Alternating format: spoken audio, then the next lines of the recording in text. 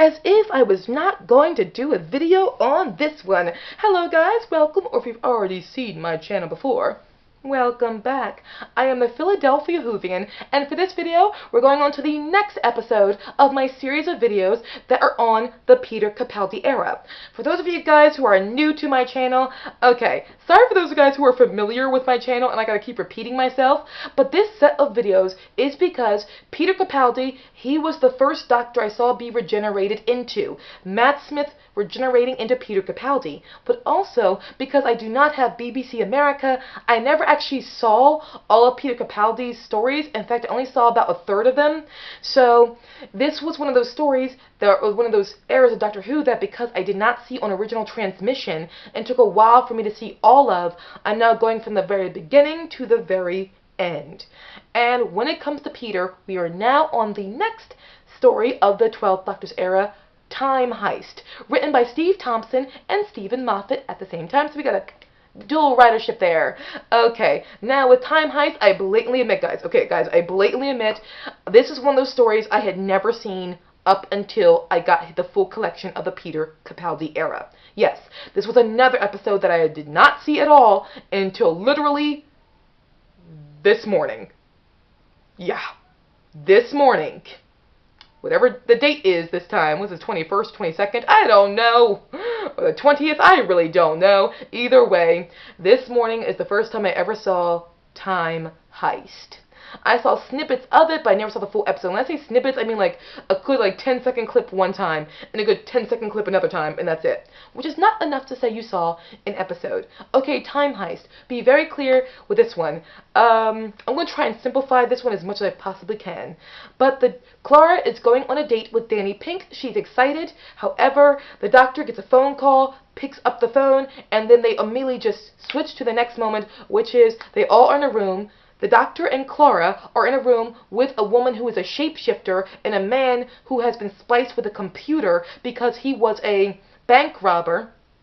He was in prison, and it turns out he spliced himself with a computer so he could erase and delete things from his memory. But we find out the reason why he deleted things from his memory, or it's got spliced with a computer so he could delete things, was because he got caught, and because the only way he could have people not find his friends or his family and try to interrogate them was to delete them from his own memory. So that in no way could anybody in his family or his friends get caught or get interrogated or possibly even tortured or hurt, was because they could not be found because he deleted them from his own memory. So he lost the people in his life that he loved, has no memory of them, all because of the sacrifice he made. Very selfless, actually. And even though he's a thief, in his selfishness, there's still a code of selflessness. I always like that sort of dynamic.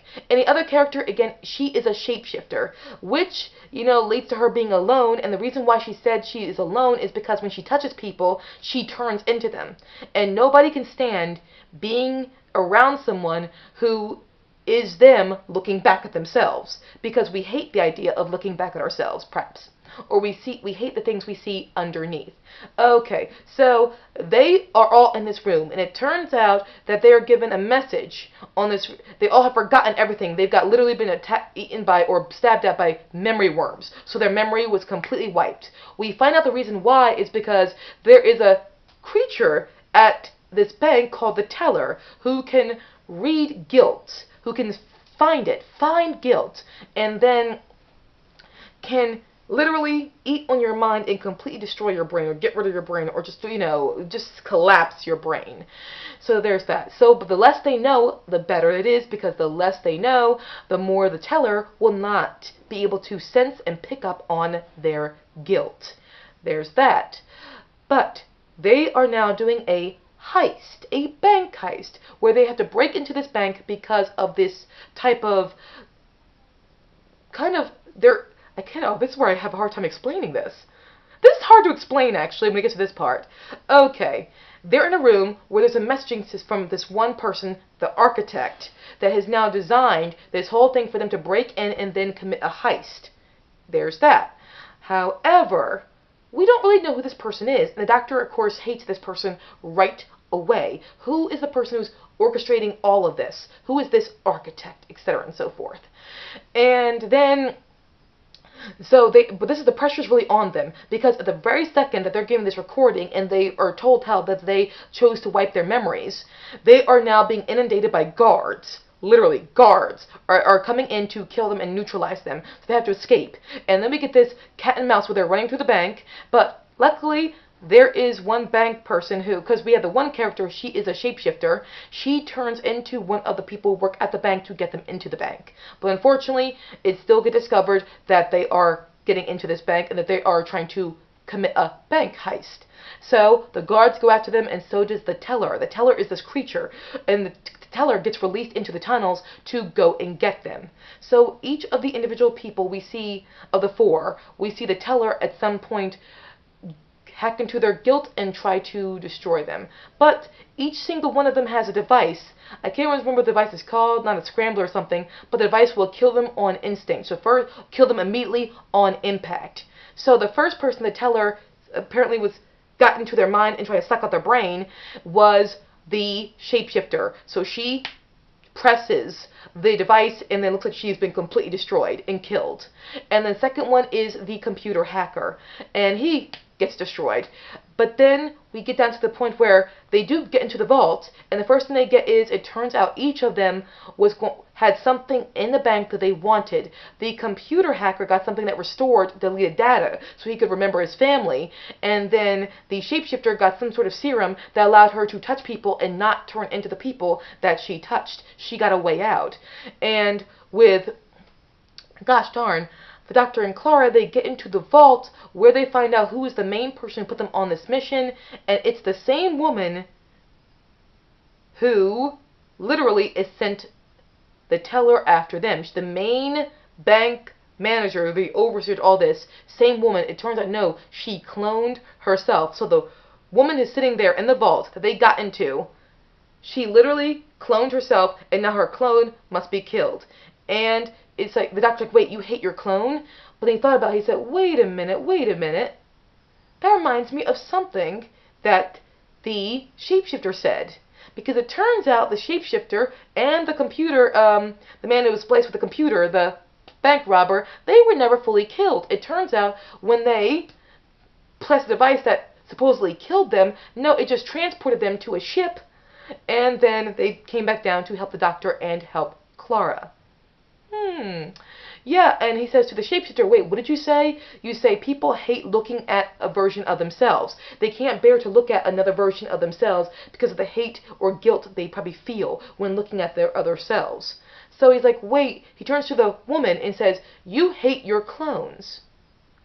Wait a minute, you hate your clones. So who operated all of this? Wait, who is this main architect who got them onto this bank heist? Oh no, this was a time travel heist. And wait a minute, I hate the architect. I hate this person. I hate the person who put us on this entire mission. I hate them. So who would I hate? Who do you hate? The person who you are. So the Doctor realizes that he was the person who kind of put them on this whole thing. But why would he? Because it turns out that the woman, whoever this woman is, I keep forgetting her name. Sorry, I always forget the girl's name. But the bank manager, who is now the manager, or the main person, the main madam, who was in the vault, she leaves because it turns out, this was all orchestrated by somebody who knew the future, and the Doctor knows the future. Why was it obvious that this whole heist was by somebody who knew the future?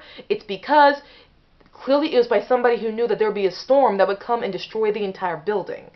So as a result, they were also working against the weather. So the woman leaves, but the Doctor gives his phone number and says, truly, call me, because one day you might feel guilty. And then we find out why. It turns out she called him when she was on her deathbed because she felt guilty about many things at this bank, but one thing in particular.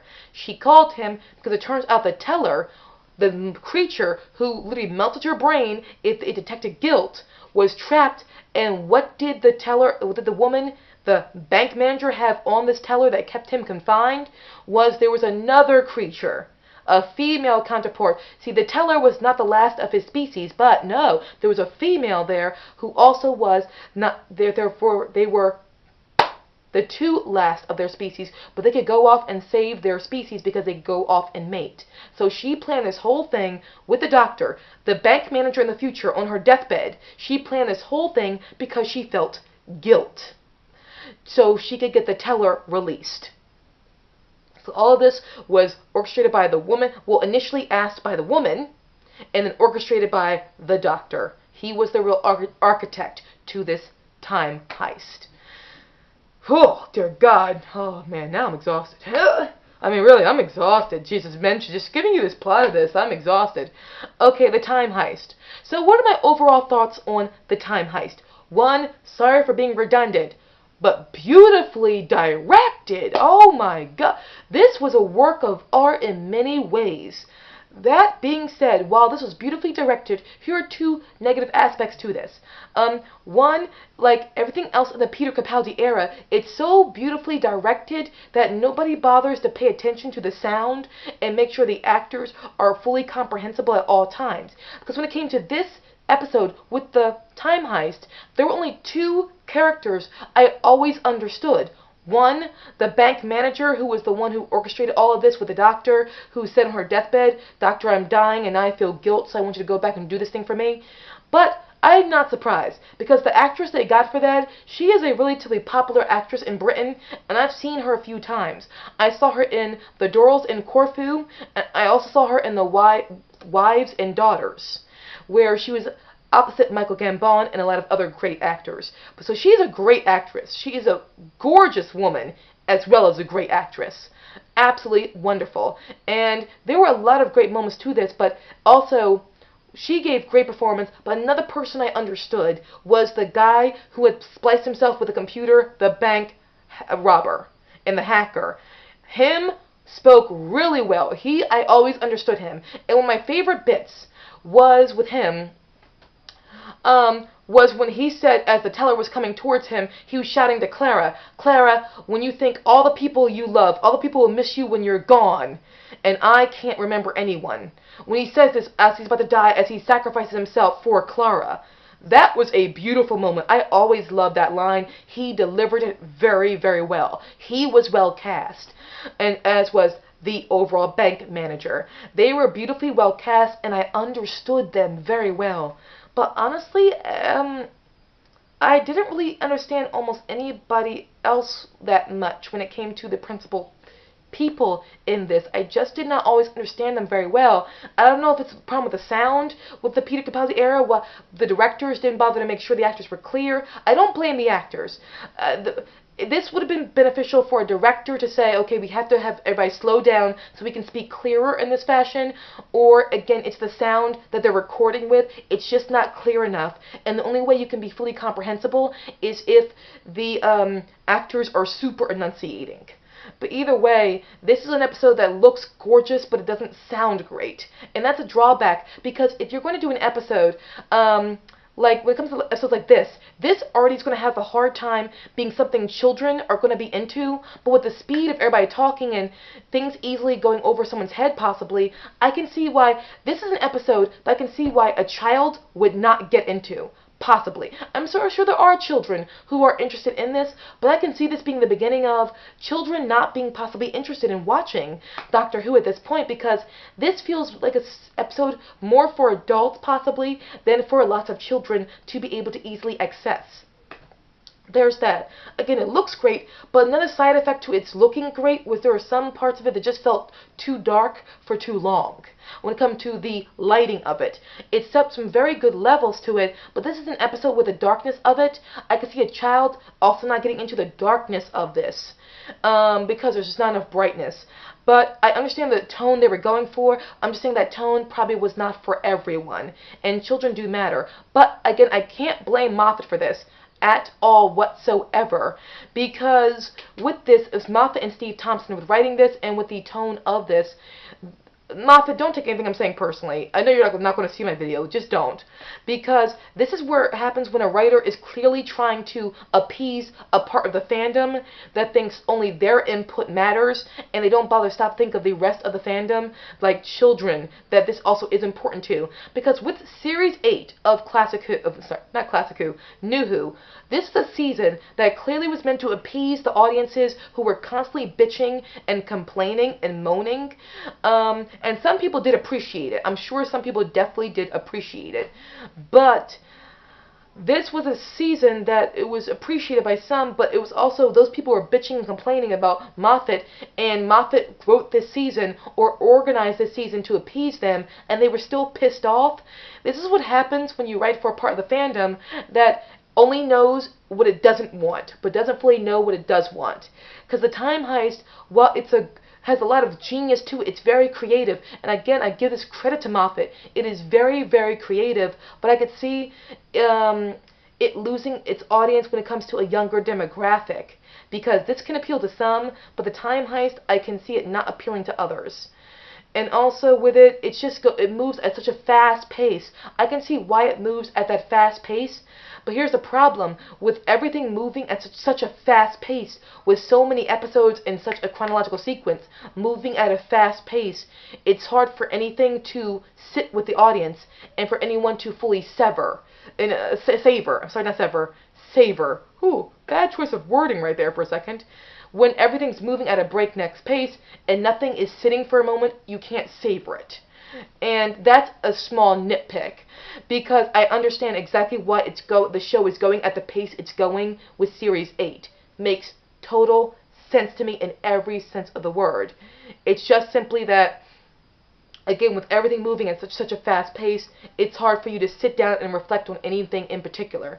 But one thing I also did love is when I believe the doctor asked the woman, the bank manager who had captured them, after it was just him and Clara, and he asked her, why are you still working here if being fired is absolutely painful? And the woman said, my face fits.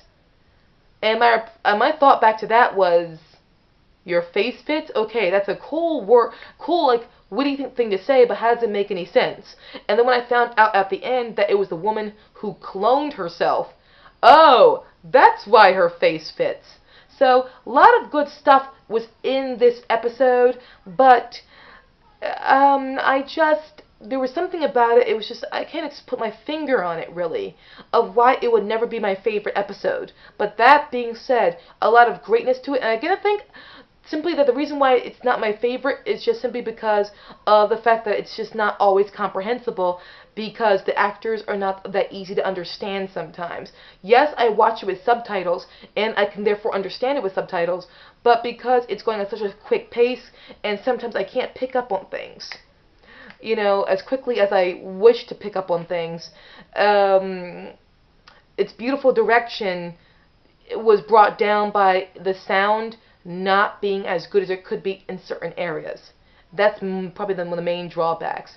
And that being said, again, a beautifully directed story where Moffat and Steve Thompson did a very good job with a lot of the writing and the concept behind it. This is very creative. Time Heist, I will say, has a lot of creativity to it. I mean, yes, it's not fully creative in the sense that, yeah, there's never been a movie or show about a bank robbery.